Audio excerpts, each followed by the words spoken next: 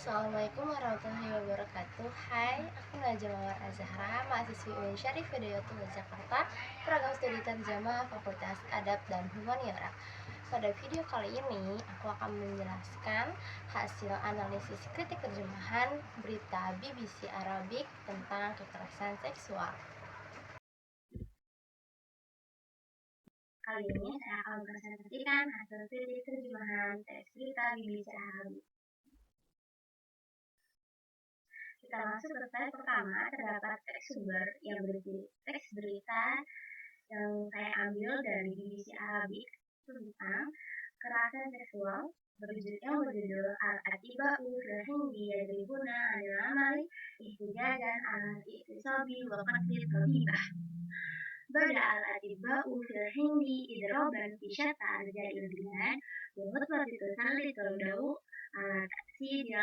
ala tas'idil ihtijaji fi aqabi i'tisabi wa qasri tabibah fi madinah Kalkuta Banggal Garbiyah وقالت رابطة الطبيب الهندية التي تجمع الأطباء في البلاد إن جميع الخدمات غير الأساسية في المستشفيات سوف تعلق انشطتها في شتى أرجاء البلاد يوم السبت.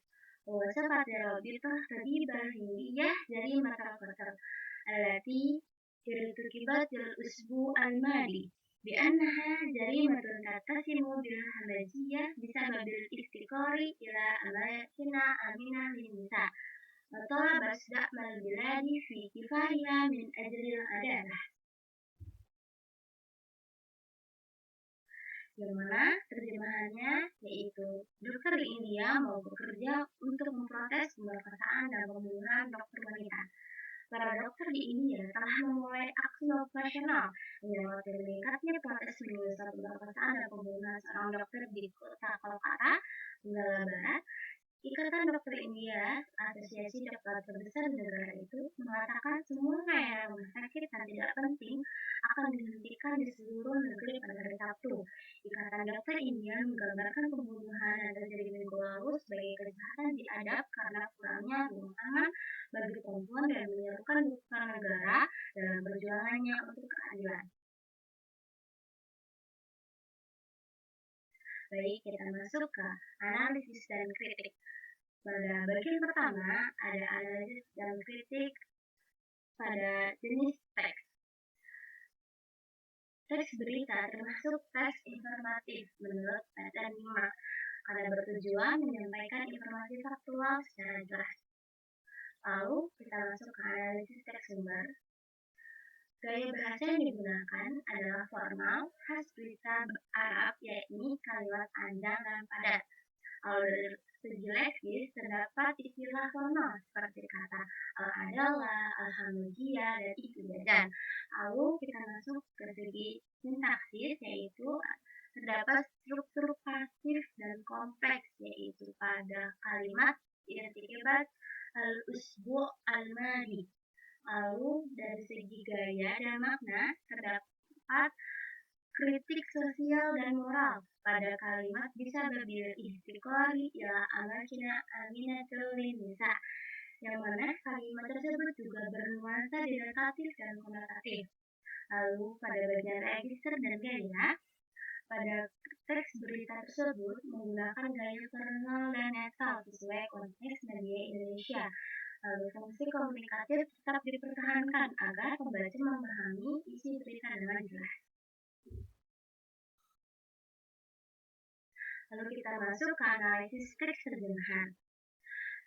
Dalam terjemahan bahasa Indonesia menunjukkan bahwa struktur kalimat sudah disesuaikan dengan gaya jurnalistik Indonesia, yakni lebih ringkas, informatif, dan komunikatif. Lalu pada padanan leksikal, yaitu pada kalimat yadribuna 'anil amal, yang mana diartikan aksi mogok nasional, terdapat padanan idiomatik yang tepat.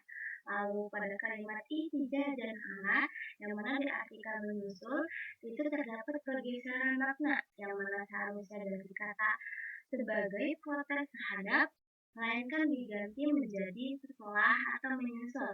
Lalu pada kata al-hanijiyah, yang mana diartikan diadab, ini dianggap sebagai padanan natural dan berterima. Lalu pada kalimat kekalihan bin adil adalah yang mana diartikan menjadi perjuangannya untuk keadilan. Ini juga dianggap sebagai literal dan tepat. Lalu kita masuk ke terjemahan alternatifnya, yakni para dokter India melakukan aksi mogok nasional sebagai bentuk protes terhadap pemerkosaan dan pembunuhan seorang dokter di kota Kolkata, Benggala Barat. Langkah ini menyoroti meningkatnya gelombang protes di seluruh negeri setelah kasus tragis tersebut. Ikatan Dokter India, asosiasi dokter terbesar di negara itu, menyatakan bahwa seluruh layanan rumah sakit non-esensial akan dihentikan pada hari Sabtu di seluruh wilayah India. Organisasi tersebut menggambarkan pembunuhan yang terjadi pekan lalu sebagai kejahatan biadab yang mencerminkan kurangnya tempat aman bagi perempuan, serta menyerukan dukungan nasional dalam perjuangannya menegakkan keadilan. Pada terjemahan alternatif yang sudah saya bacakan barusan terdapat kata maupun kalimat yang diubah maupun hanya ditambahkan.